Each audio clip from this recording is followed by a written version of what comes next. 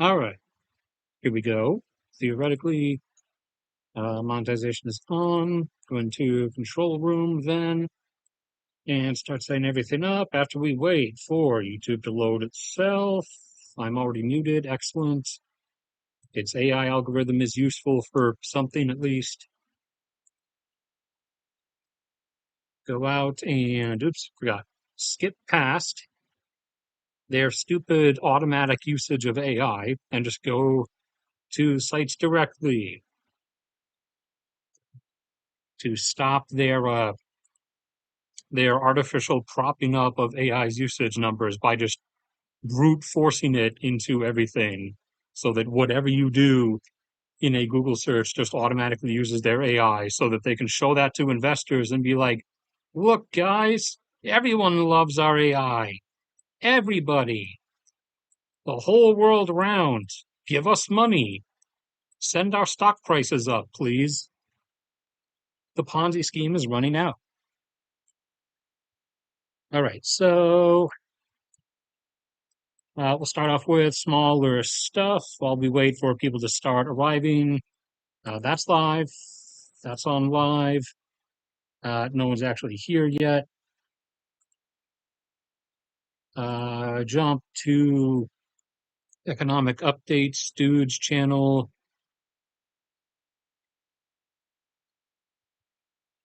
Blah, blah, blah. More stuff about gas stations, even or fuel stations, petrol stations, whatever your country's particular word is. Even in Moscow, are starting to run empty or at least have to restrict people's purchase amounts. There's the latest Venezuela update. All right, so have all that stuff ready in case. We got anybody? 2, 4? All right, that's decently fast enough. All right, so as I said, while we're waiting for just a few more people to show up, the two more minor updates. Brazil here has reached 4 million barrels per day as of this month in terms of oil production. Its full capability, all fields included, if everything was producing at the same time, is up to about 4.2. But there's always going to be stuff that's offline for maintenance at one time or another. However, the new stuff for this year was activated, and a lot of the stuff that was offline has been brought back online. It was done with maintenance except for a few remaining fields. So they are up to 4 million barrels per day now for the first time. And most of that, again, is primarily in this area offshore, which is geologically, in terms of like strata layers and stuff, contiguous with this area, which has barely had any real oil and gas exploration in it. I think only something like 2 squares joined together like this around here has been explored in this area. So they did auction off a whole bunch of area for exploration over the like next couple years. So stuff's going to start popping up real soon in articles about new, decently sized fields being found out here, just like they did back in the 90s and early 2000s. Although I wasn't around to stream that for you guys then, obviously, because I was a child and streaming wasn't a thing. But back then, articles were appearing in the oil and gas journal left and right about one field after another being discovered in this area while the exploration was ongoing there. The same things is probably about to happen over the next few years in this extended part of it down there. But for now, they have hit 4 million barrels per day. And I have done the graphs for the monthly oil production levels update video, so I will be making that video soon and uploading these graphs soon. Ceiling is the graph still sets its ceiling at 4 because Brazil just hit exactly 4. So if they'd gone over to 4.01, then this would have like scrunched itself further down because it would have reset the ceiling to 5. But still looks nice and proper with a 4 ceiling. However, Brazil has just hit that 4 ceiling. And fair enough chance, depending on the where'd EpicPen go? Oh, there it is. Can you stay there? So fair enough chance, depending on how we. What are you doing?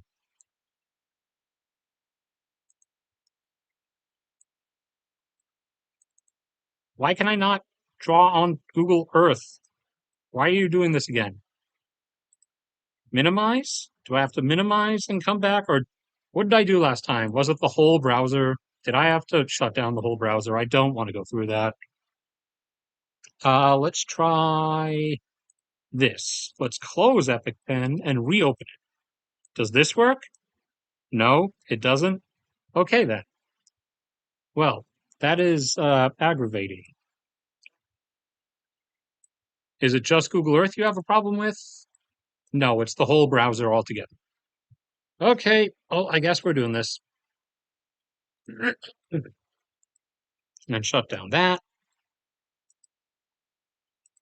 All right, let's see if this works like it did last time. Are you going to open Firefox?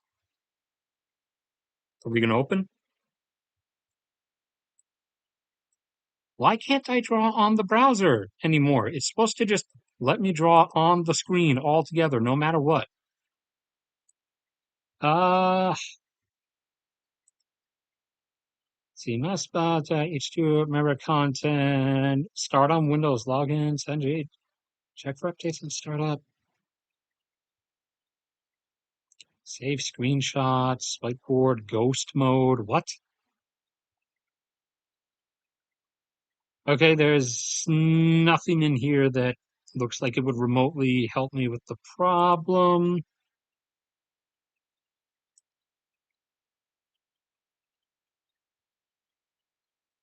Blah blah. How do I do this? How do I do this? How do I do this? Blah blah blah blah blah blah blah blah blah. Troubleshooting.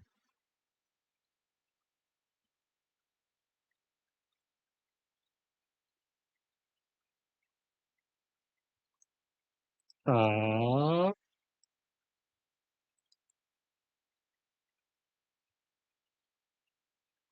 I think that's the closest one. Let's see. If I minimize it, will it work? No. Okay, well, that was useless. All right, I am not sure what the problem is here. What's this? Highlight cursor? No, just regular.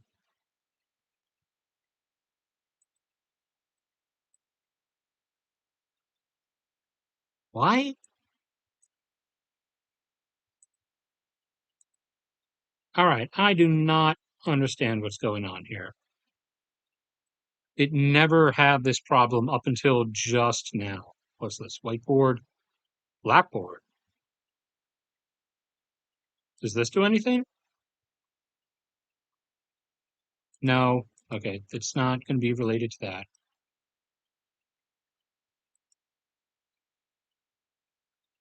All right. Well, I apologize for that, Ben. I'm going to have to look into that later.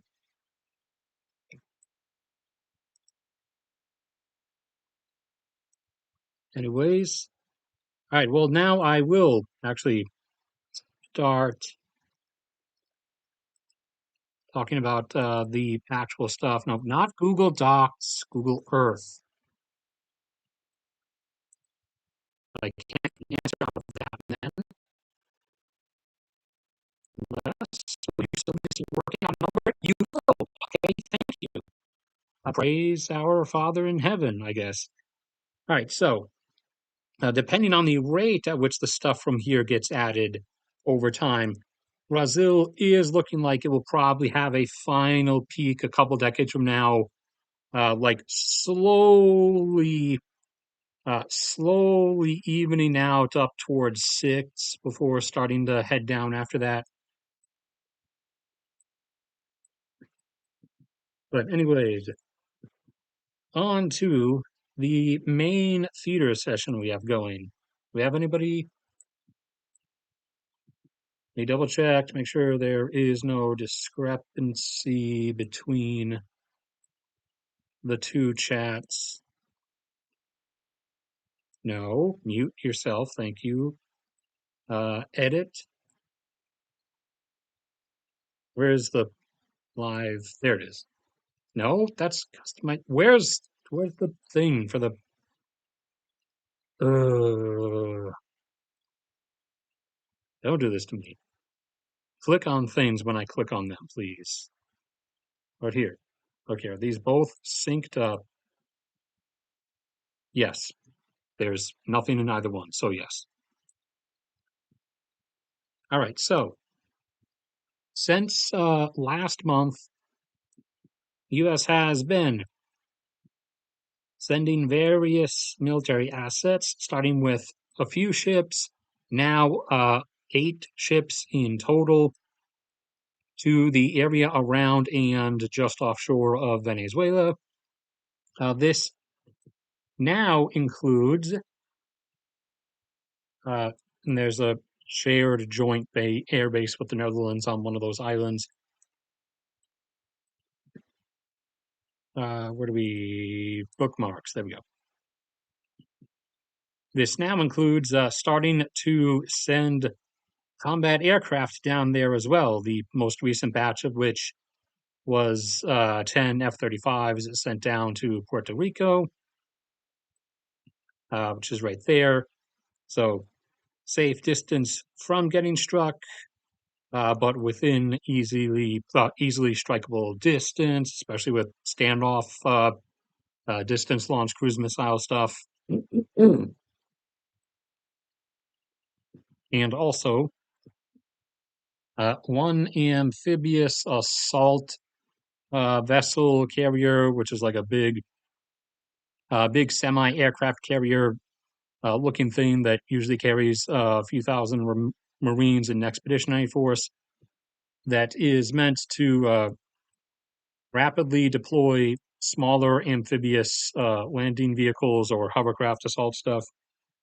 Along with it carries some. It can carry F-35s, but it doesn't. It's usually just carrying, in terms of combat aircraft, it's just carrying attack helicopters. There would not really likely be any land action on Venezuela.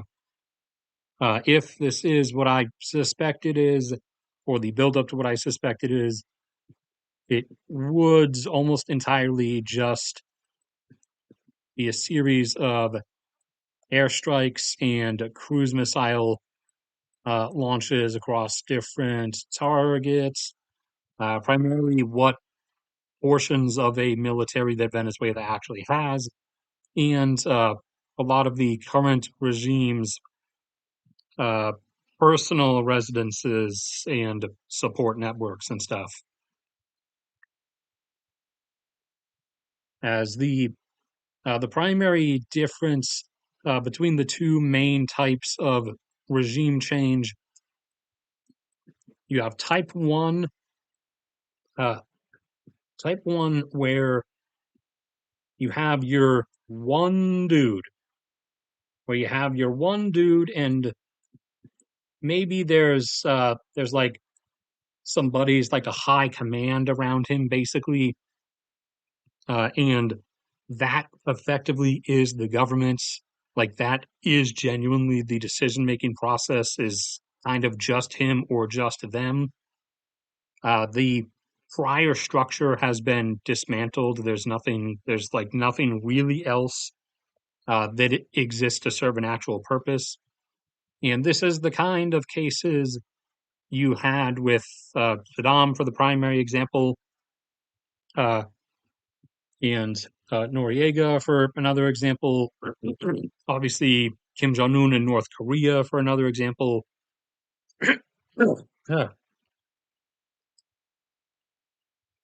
And then you have type two, or I guess not two types of re- two types of autocratic regimes that require two different types of regime change approach. So the type one that I just mentioned, since there is effectively no other structure outside of that cadre assortment, you kind of have to, if you want to ensure that the regime change goes the way you want it to, you kind of have to do an invasion in that case. because you have to occupy and forcefully make sure things turn out the way you want them to. Type 2, however, is when there is a autocrat, but there is actually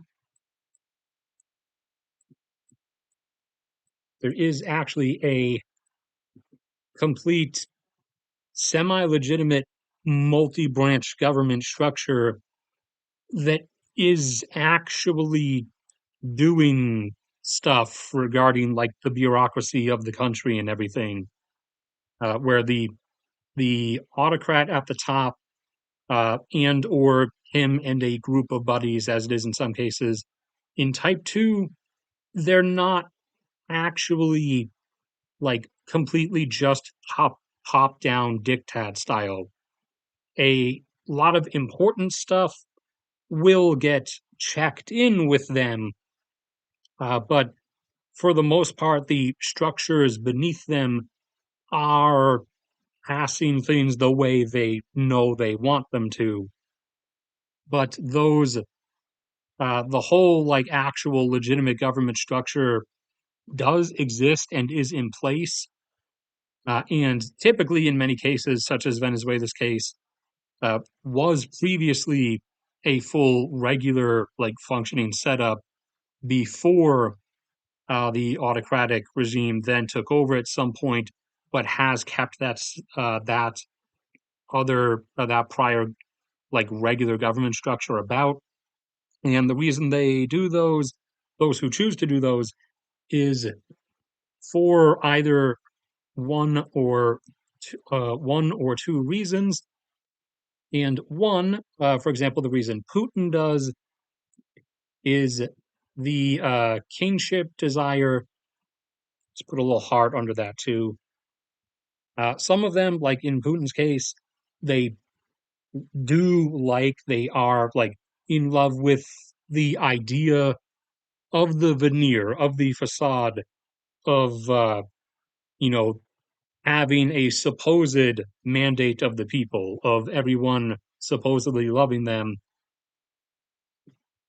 And the second type, which a lot of them actually fall into, is where the autocrat can't, doesn't like just dissolve the Imperial Senate, to quote Star Wars, because they know they kind of can't. They know that if they did that, they would kind of put themselves at too much risk, and that a large portion of the general populace is just sort of tolerating them because they haven't had enough of a push over a revolutionary edge. And in most cases, usually, uh, their lives were not changed forcefully or uprooted enough quickly enough.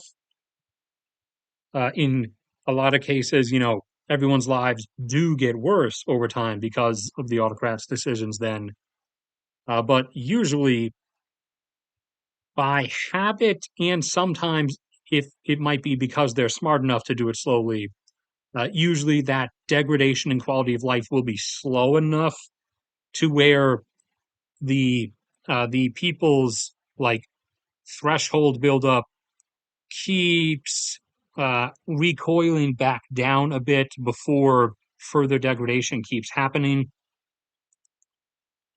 Now, Venezuela is type 2 in terms of its autocratic structure. It does have, I don't know what it calls its, whether it's a Congress or a parliament or it uses a Spanish word for it or something. It does have a legislature and a supposedly separate independent legislature and a supposedly separate independent Supreme Court. And, you know, Maduro is, Big M in Caracas there was, quote unquote, elected. And he still goes along with this. And he's not doing Iran or even Putin numbers. I think, or at least I think he only did his win claim by like 60% or something instead of the usual uh a lot of them, the ones that are trying to be realistic about it, will usually claim like between 70 and 80%. So a surrounding like could act on its own otherwise government structure is completely there. And because they let them exist, because for the sake of the mandate of the people illusion, there are other parties and other candidates in Venezuela, including whatever her name is, the one who he supposedly defeated most recently.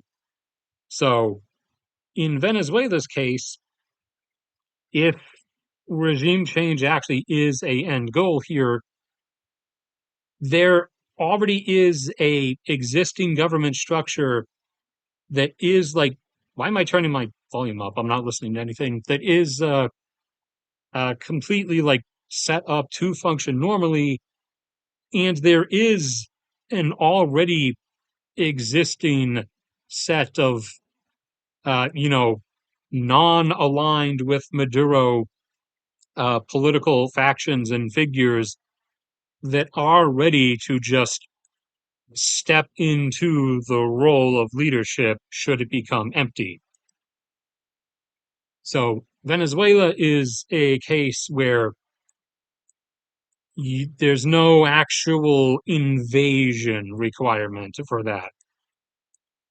You would just have to inflict enough damage to the currently existing, although not really all that impressively existing Venezuelan military, and probably hit a few residences of the immediate surrounding supporters of Maduro.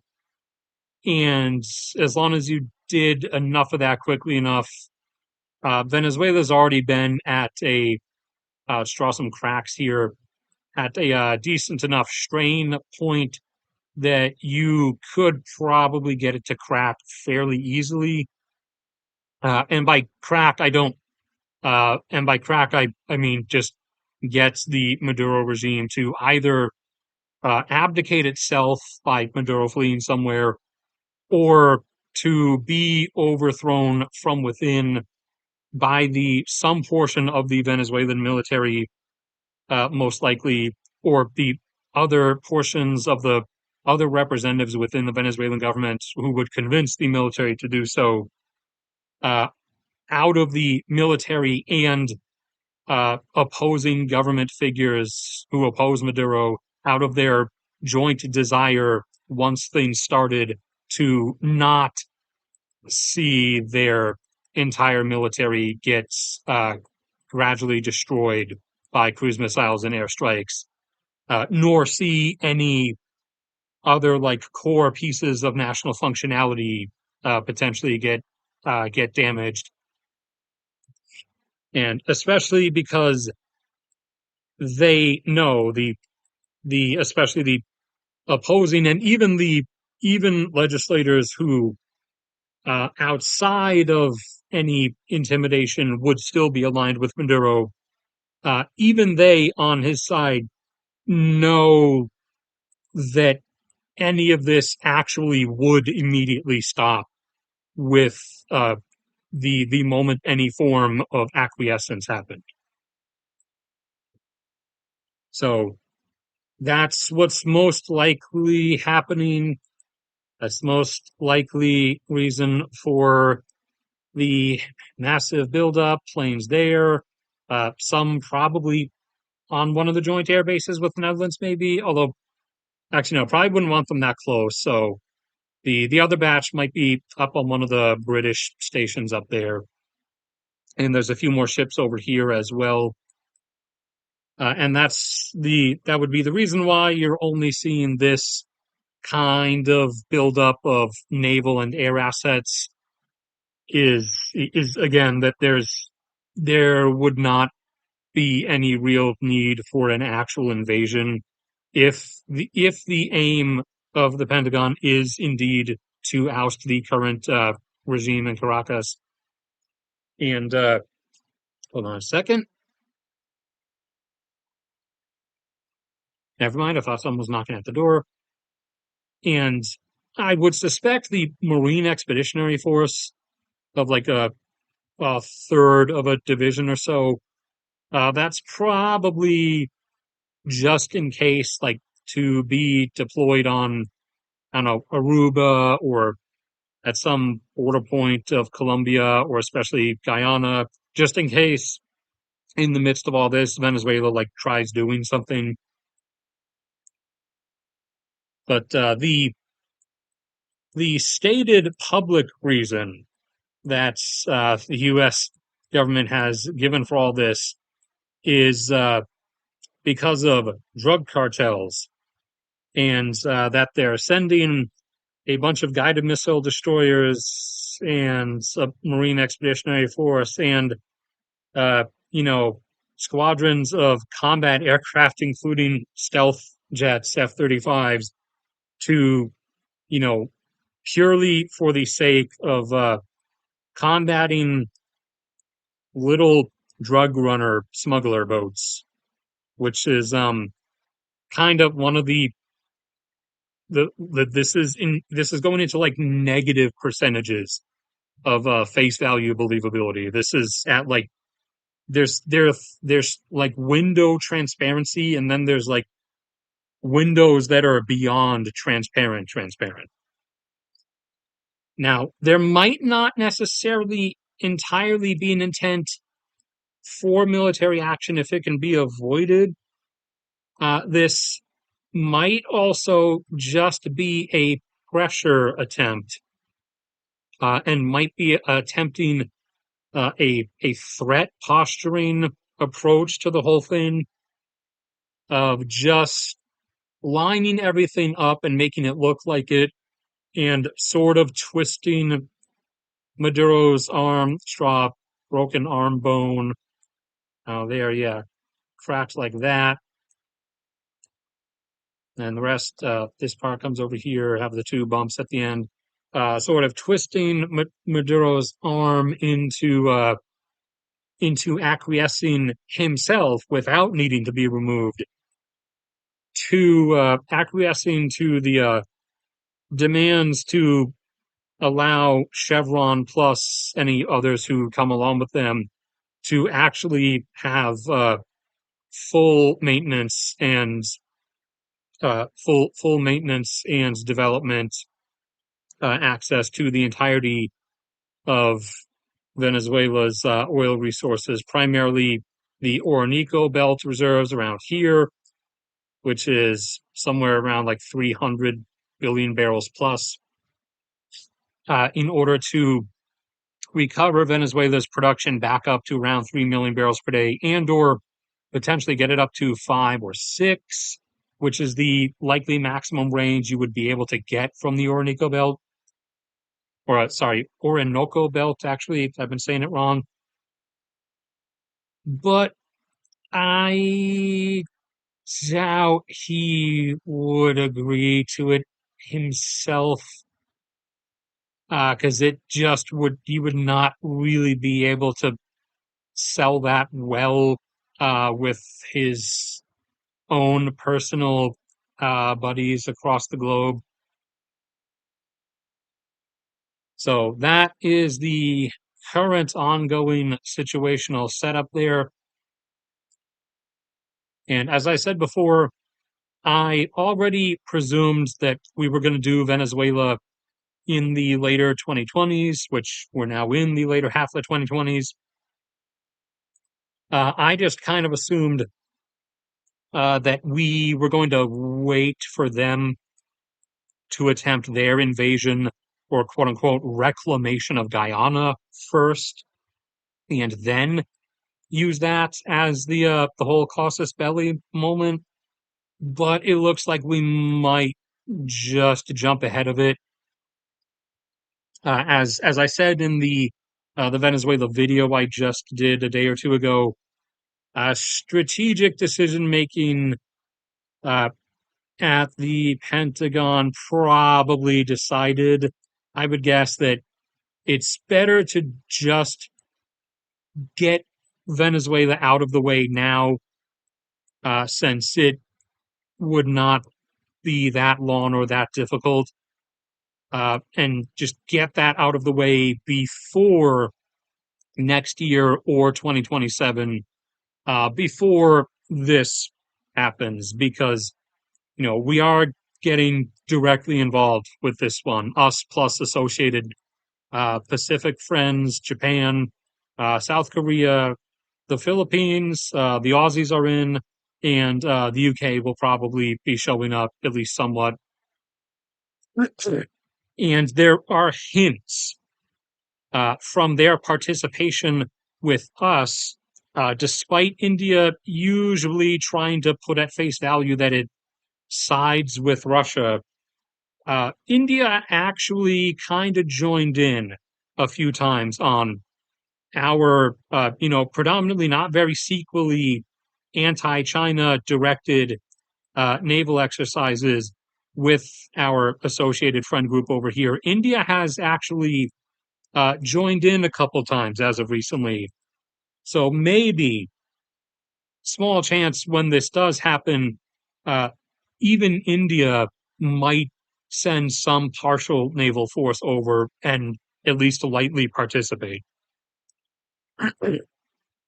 But since this is going to be big, and this conflict is going to be one where we're actually going to see decent losses on our end.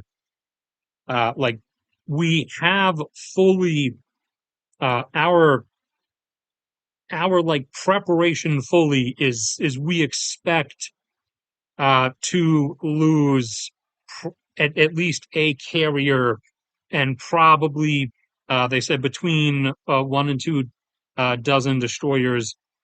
That is, uh, and we expect to lose as much as 200 to like 250 combat aircraft, depending on how much China is also willing to sacrifice and to keep the attempt going before they decide to call the curtain on it.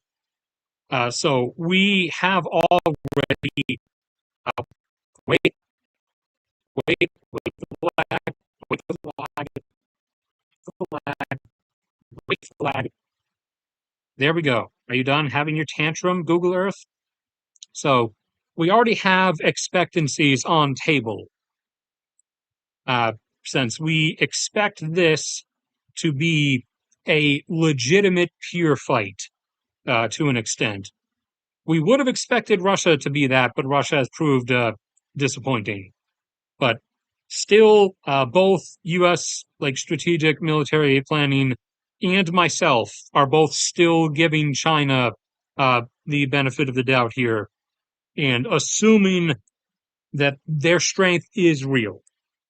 It could turn out to be a Russia flop situation, but I'm not counting on that.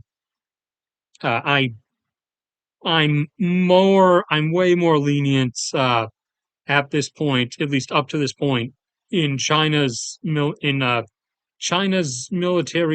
power as expected to be being actually legitimate.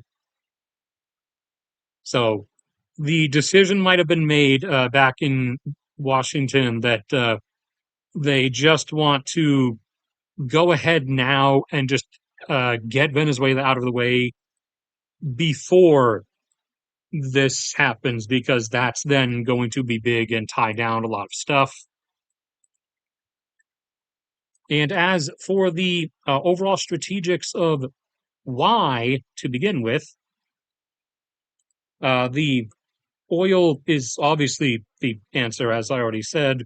It's because Venezuela, even although they've only allowed Chevron to touch like a little bit, so that's stalled the recovery because they can't really get a grip on it on their own. Uh, 40 to 60% of their oil and gas engineers having fled the country during the mass exodus over the last few years, not helping, obviously, but they are only back up to 1 million barrels per day. They're capable of at least three, if not five or six. And, they are right here. They are right here.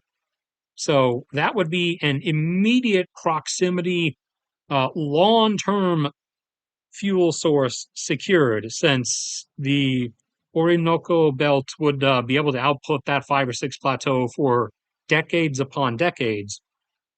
And as with the tar sands up in Canada, that's another five or six that's going to be holding for decades upon decades.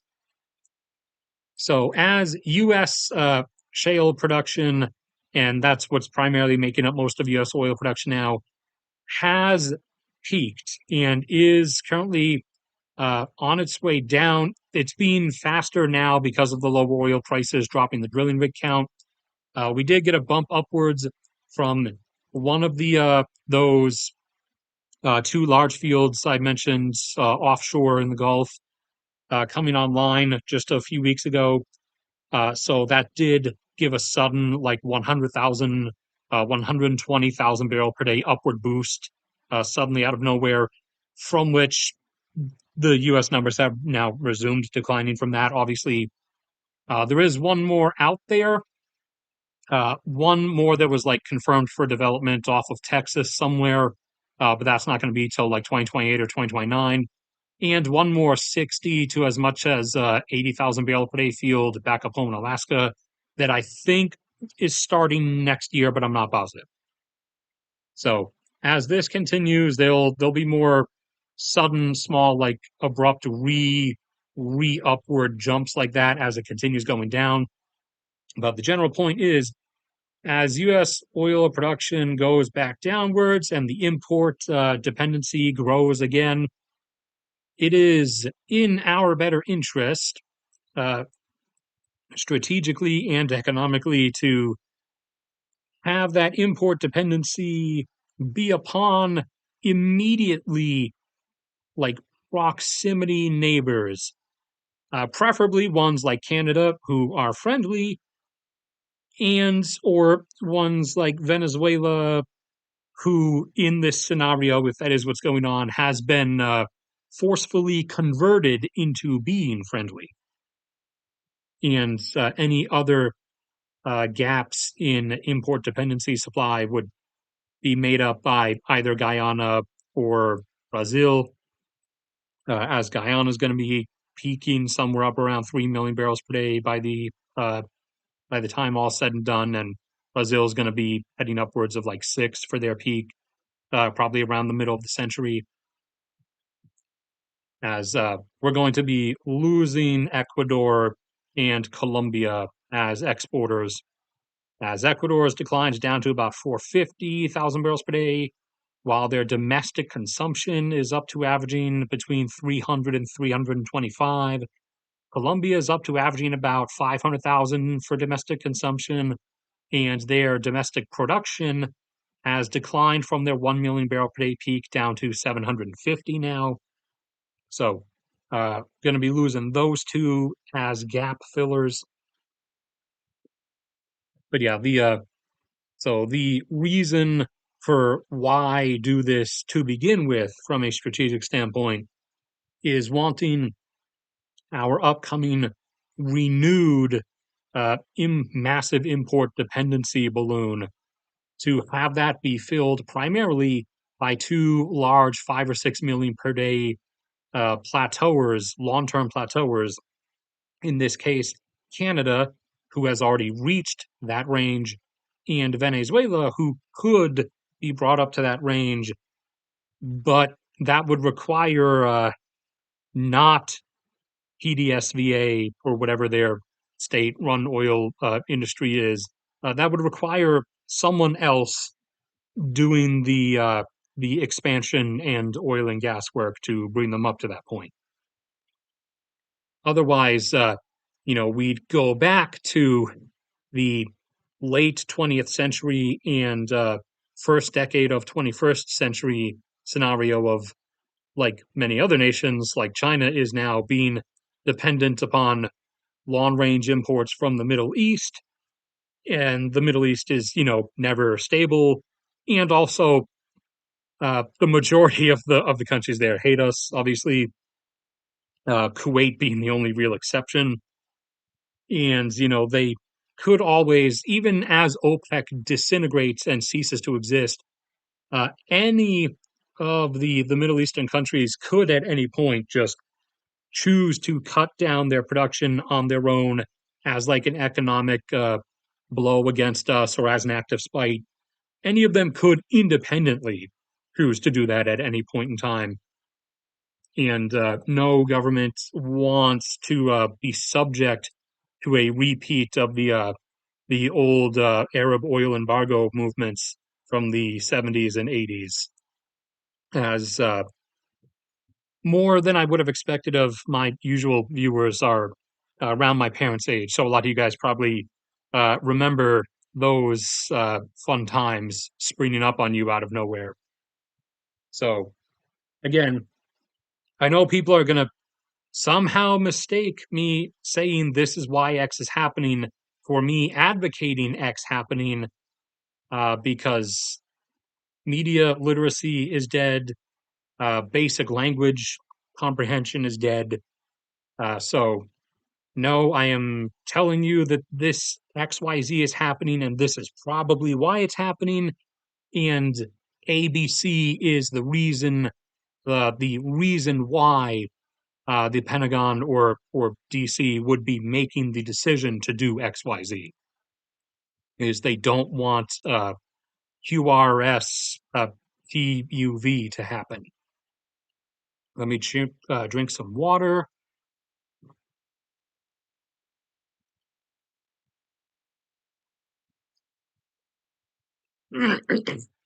Sorry for, well, not looking at chat, I guess. There's nothing in chat to look at. Are you guys actually there? Oh, dang, 22 of you.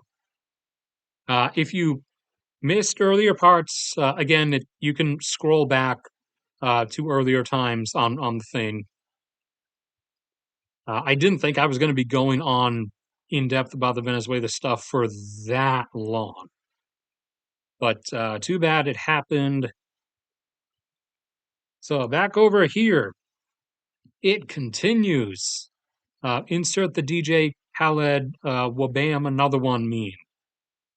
This one is Ryazan. Let's see if I remembered correctly this time. This is Ryazan, right? Yes, my knowledge is back. I'm back in business with my geography knowledge. I should do another geography quiz episode at some point. So, Ryazan refinery was hit pretty massively this morning by Ukrainian drones. That is around another 400,000 barrels per day of refining capacity taken offline, on top of the roughly 2 million or so that was already down.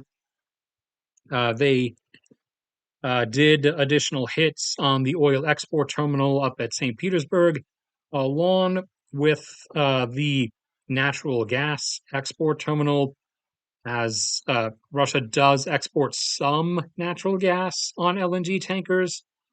Most of it was primarily to Europe through pipelines, but in absence of that customer base, they're now exporting to India, usually on LNG tankers, with the rest going to China and Turkey through pipelines.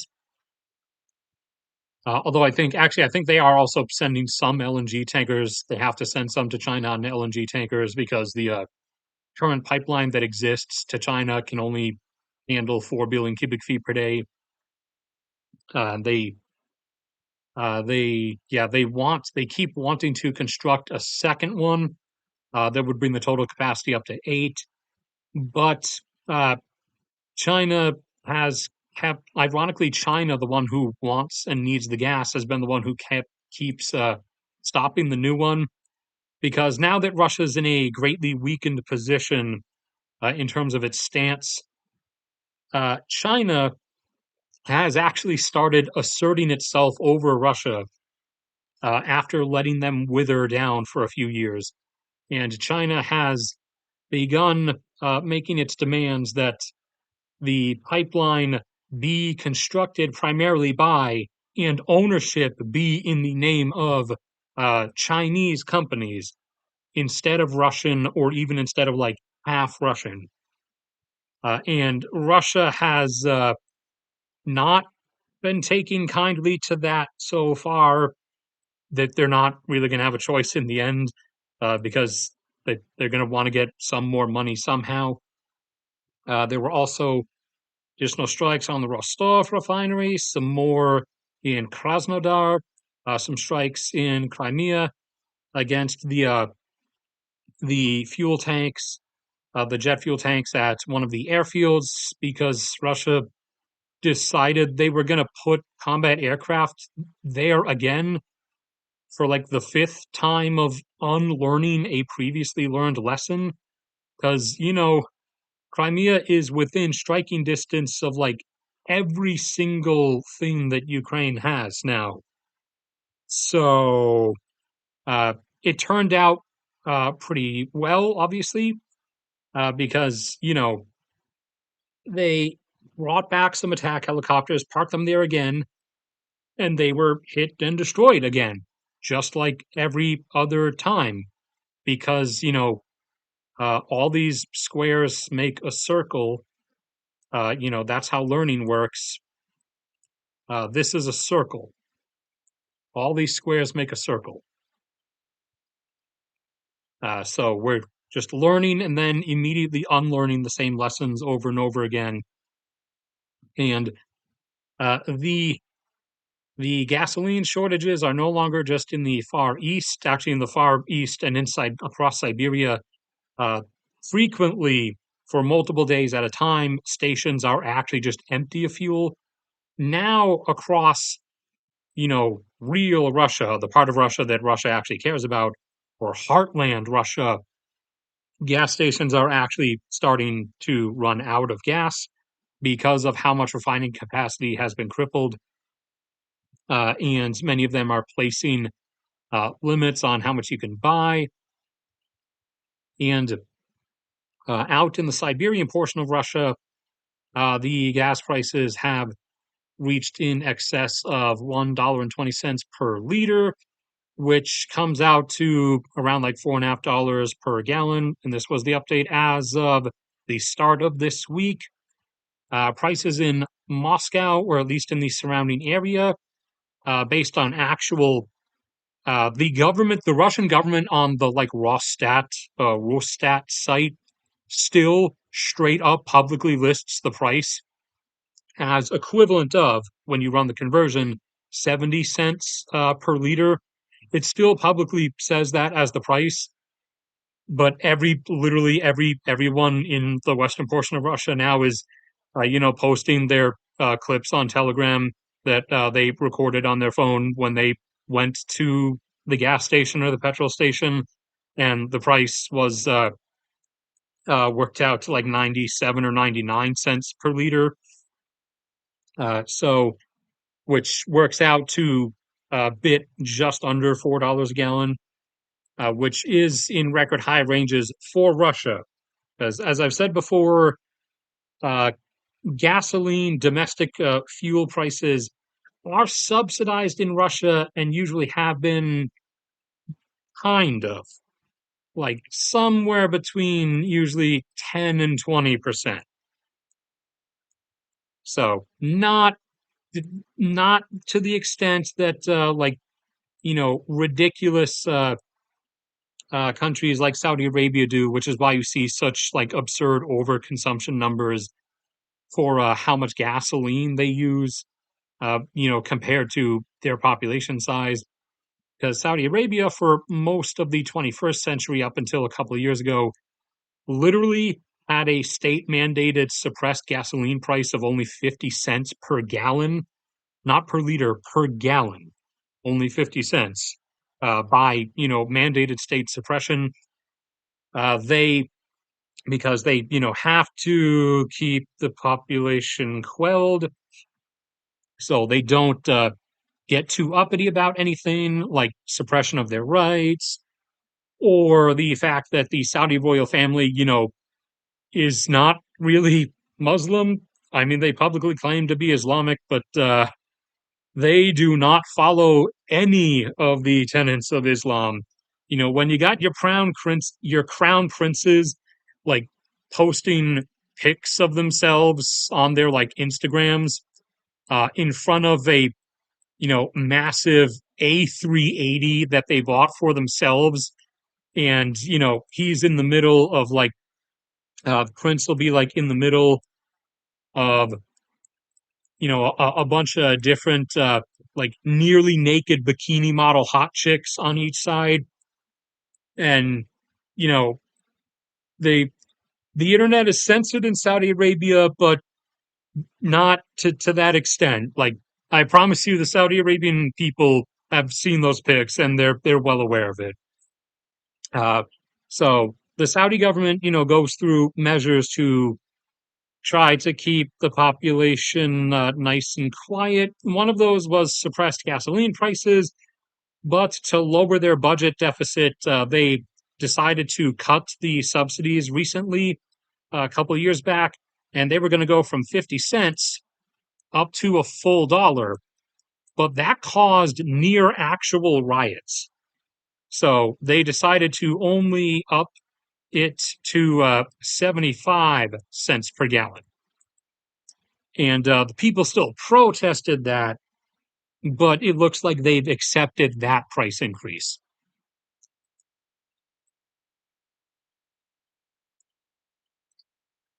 Let's see what else was there. Did anybody pop up say anything? All right, there we go. Some usuals. Russia's actual population as of this moment is roughly around probably a bit under 142 million, because outside of war deaths in Ukraine and outside of people fleeing Russia, we'll get to those numbers in a second, they were already decreasing, according to their own statistics agency, by about 600,000 per year. So they were already heading down, and they had gotten up to 146, and they went down to a bit under 145 by the time of the first year of the war. And then after 2022, after the first year of the war, stopped. They just stopped publishing their population losses and started saying, nah, that the population's staying exactly the same, actually. They've done this with their birth rate, too, where they said it was 1.41, and they've just stopped publicly admitting to anything else for the last 4 years now. They've just said that it stayed at 1.41. Although some people have been willing to admit that maybe it's dropped as low as 1.37. In reality, it's at about a flat 1.1 or so. You can find those numbers and fertility rate graphs and all kinds of other stuff. You can get all that at any time you want by going to any video here, go down to the description. There's the PayPal and Patreon stuff if you want to support me. As always, only do so if you actually can. And you go to this, the free access drive. And here is all the data that I graph and compile and maintain.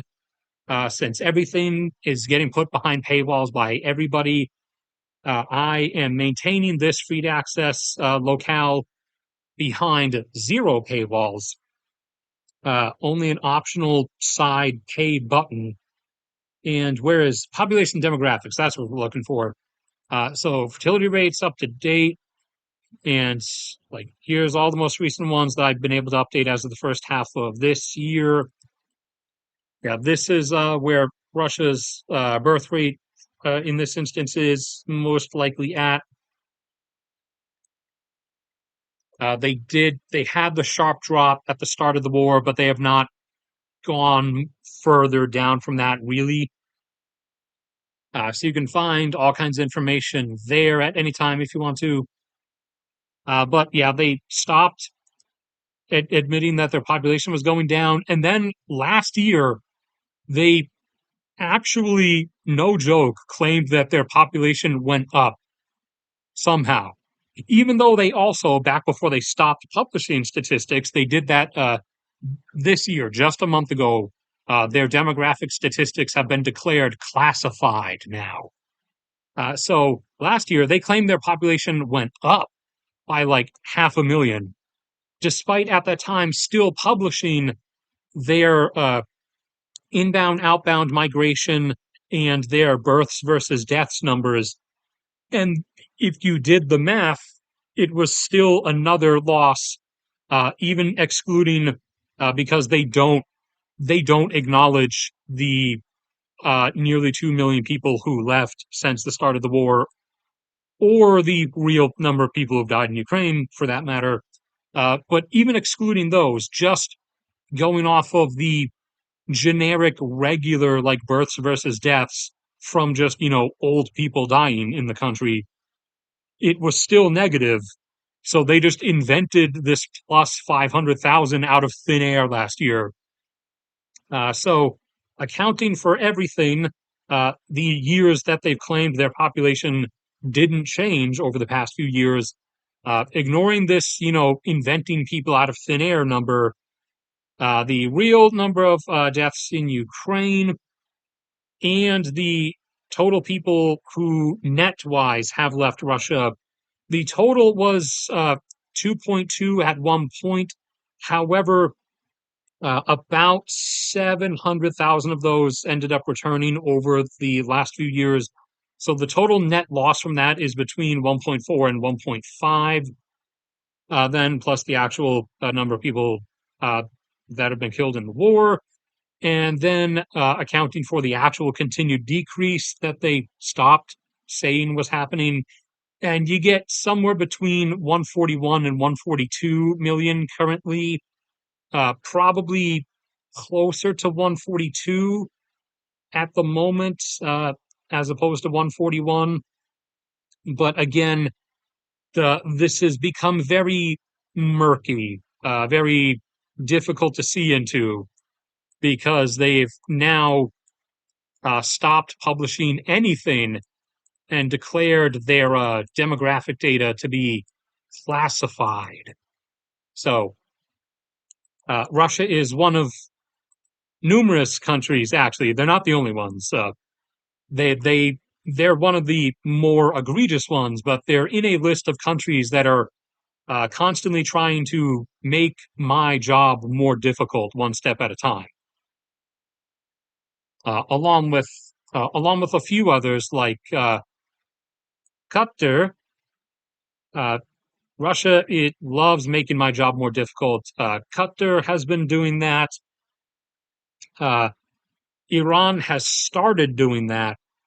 Back over on the other side of the globe, Brazil has been doing that off and on, and it's really getting annoying. Even Iraq has started trying to mess with me now. So everybody's slowly jumping onto the list of countries that are trying to make my job difficult. South Africa has been on the list for quite a while. No excuse for you guys. Where's the clear button? There it is. Okay. That was to address the question asked in chat. Now, the one other thing we were going to do uh, was prices.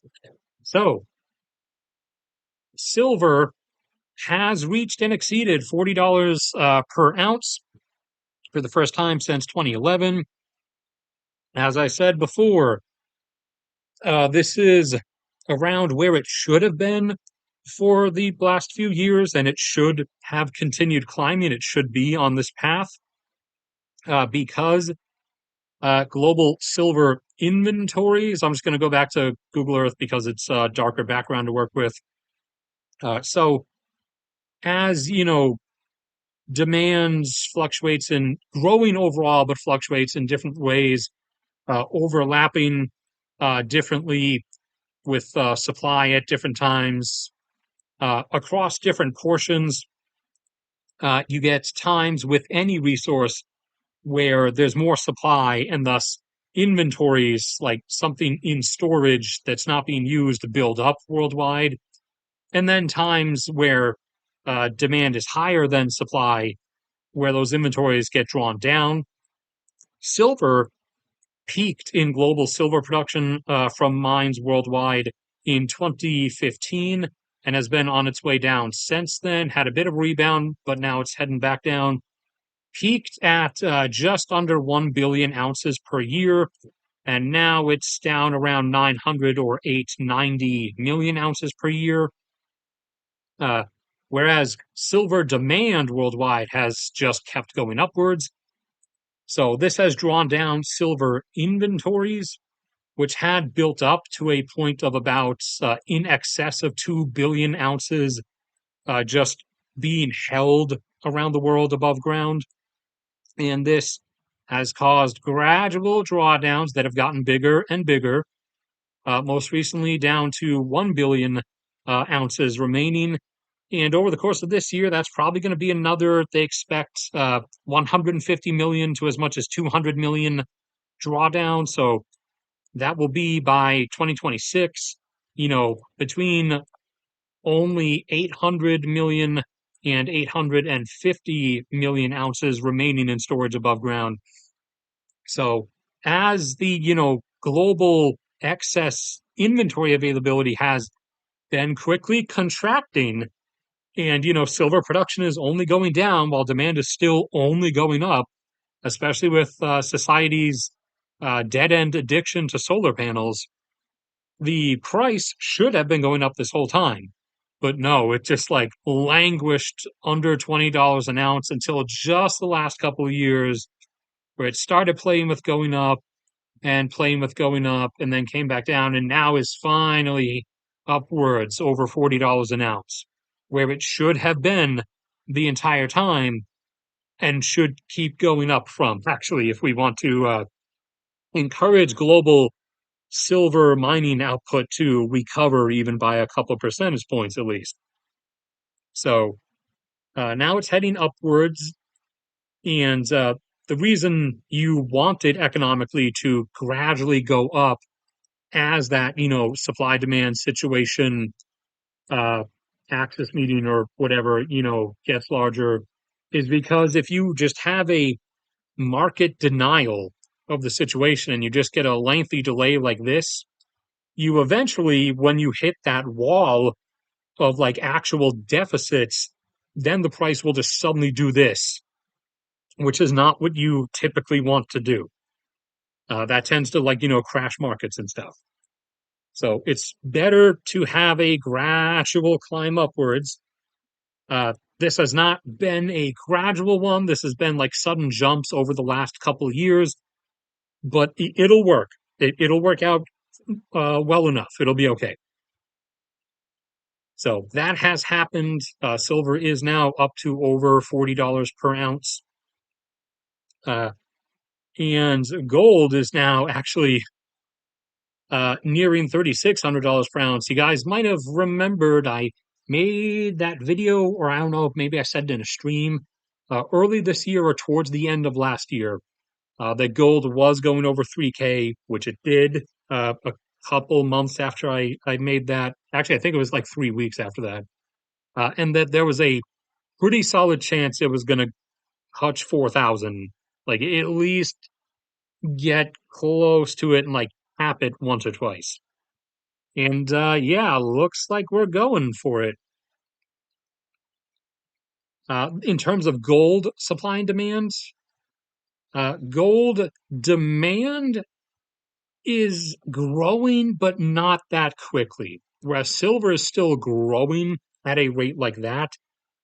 Gold's demand growth upwards angle is only like 5 degrees incline. But gold production from mines worldwide has peaked. It hit its peak in 2018 and has plateaued since then. So not declining like silver is, but it has plateaued in terms of global supply. In fact, I think last year was the first year that it matched or slightly exceeded its 2018 numbers in terms of global output at like 37 or 3,800 tons over the course of the year. So it's only plateaued, but that's eventually going to turn in to a decline. However, demand, meanwhile, has actually, sorry, demand was only growing at like this rate. So demand has still been growing, just not by a huge margin. But it is enough to where there is a bit of a wobbly supply issue with gold that has been growing. However, just like with silver, unfortunately, here let me write out the word "sigh" because that's what I constantly have to do. The reason the market is actually doing this and is actually raising the prices is just because of investor stock market panic stuff about uh, like different federal governments and their what new loan interest rates they might be issuing in upcoming updates later this year. So, unfortunately, there's a chance if the banks and Federal Reserve uh, industries or Federal Reserve departments of different countries do what the investors would prefer them to do, that these prices might collapse back downwards. Since these financial asset management percentages are the only thing that the investors are apparently actually basing anything on. So we could get silver, especially, would be bad, crashing back downwards to, I don't know, say $20 an ounce, which would immediately pull the rug out from any newly planned upcoming mining operations or expansions because they are being funded off of revenue, especially in Mexico and Peru and Argentina now. They're being funded especially from the ongoing increased revenue and expected increased revenue of silver prices being around where they currently are.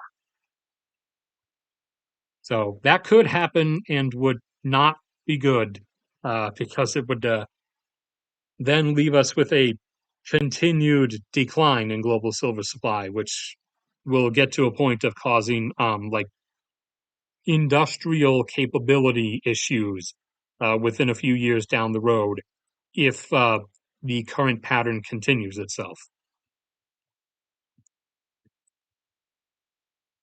All right. Uh, that's all else we got. If there's nothing else from anybody in chat, then that's probably where this is going to end. So I'll wait like 30 seconds for the usual delay lag time, see if I see anything else. Otherwise, then stream's going to end here.